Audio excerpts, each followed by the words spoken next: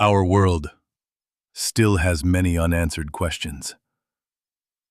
We were led to believe our planet orbits the sun, when the truth is so much more complicated. We have been brainwashed. We at 5 years old had it all figured out. This video shows how modern science explains where the sun goes at night. By actually not going anywhere?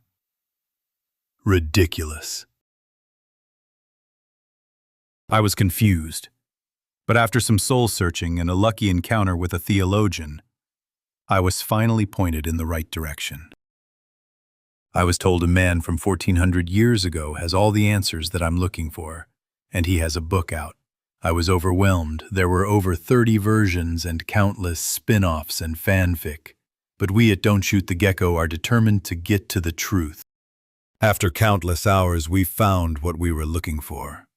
The main source referred to the sun setting in a spring of murky water. Bingo.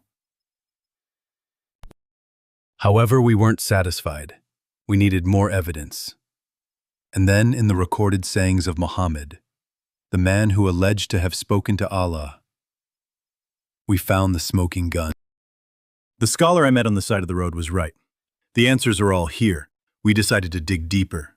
Who really was Muhammad?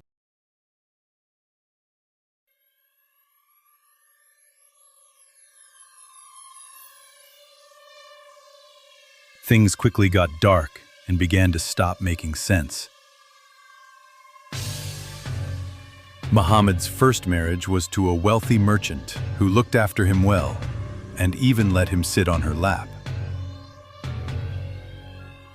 Out of all the people that claimed to be prophets from God, he was the only one that wanted to end his life after the first encounter.